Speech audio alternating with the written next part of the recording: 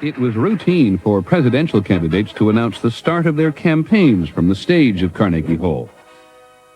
Firmly believe that the remedy for all the ills that we are suffering from today is the election of Alfred M. Landon. At Carnegie Hall, you could hear the most preeminent speakers of the day. Winston Churchill spoke here, Teddy Roosevelt, Mark Twain, Amelia Earhart, Albert Einstein. The very best of show business performed here. It was the sign of having arrived. You're gonna love me like nobody's loved me, come rain or come shine. In 1964, when the Beatles came to Carnegie Hall, their fans took over 57th Street. Anybody helping anyway? And there's no telling who that it's naming. The entertainers who reflected the sometimes dramatic changes in American history were always seen and heard at Carnegie Hall. Changing. What you want, baby, I got it. What you need, do you know I got it? I've got you under my skin. I've got you. There'll be no Mozart tonight at Carnegie Hall. Music was never the only sound here. There was comedy.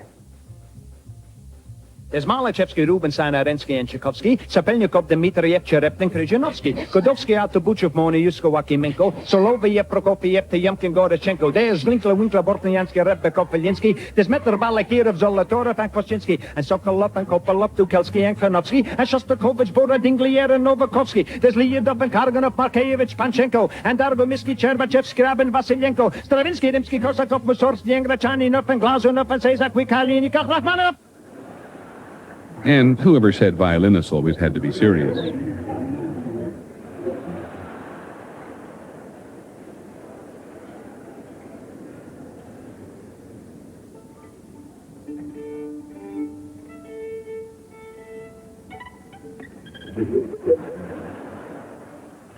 Before comedy, there was jazz.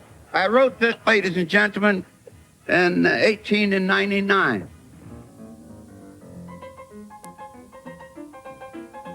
As the appeal of jazz spread to mainstream America, these Carnegie Hall concerts were making jazz history.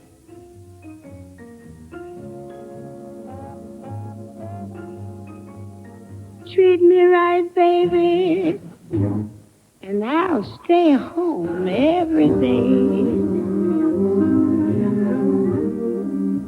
Carnegie Hall would become a second home for the real giants of jazz.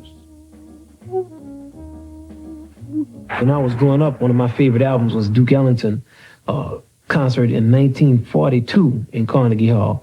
And Ellington subsequently did concerts every year in Carnegie Hall. So I just remember always hearing that concert. So whenever I'm in Carnegie Hall, I think about what Duke Ellington was in 1942, playing what I always grew up hearing on this record. Carnegie Hall welcomed jazz as far back as 1912 with the Clef Club, James Europe, and 125 Negro musicians.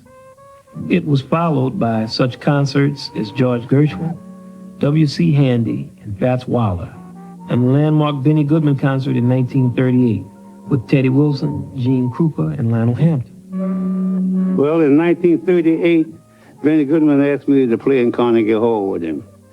And I know that this was going to be an occasion because black and white never played together before. Now, especially going into Carnegie Hall, this had to be a real occasion, and it was. Because that night we went to the Carnegie Hall, all of us, black and white musicians together, we were all kind of scared. And then all at once, the spirit hit us, and man, we broke loose and we started playing like mad. It was really come home.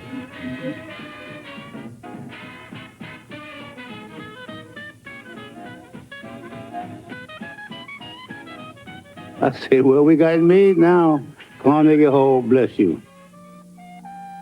From then on, the entire range of American music, blues, New Orleans jazz, big band, bebop, and other types of music would all be heard from the Carnegie Hall stage.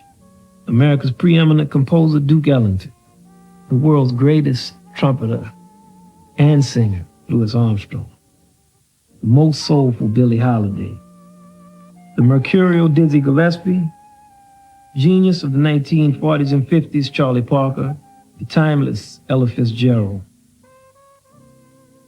Miles Davis, Sarah Vaughan, the one and only, deeply swinging Count Basie. So when you play in a hall like Carnegie Hall, you have a long tradition of music, and when I think of the musicians who've been there, like Maurice Andre, like Duke Ellington, like Louis Armstrong, it makes me feel that I too am part of that legacy, and then I try to live up to it as best I can.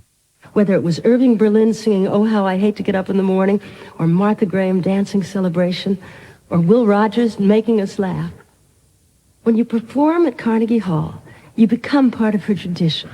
Carnegie is where you come to either make it or not. Once you can play Carnegie Hall, in my opinion, you had made it. Because you don't get into Carnegie Hall unless you are something or somebody. There's something else I can tell you. When Carnegie Hall loves you, you are truly loved.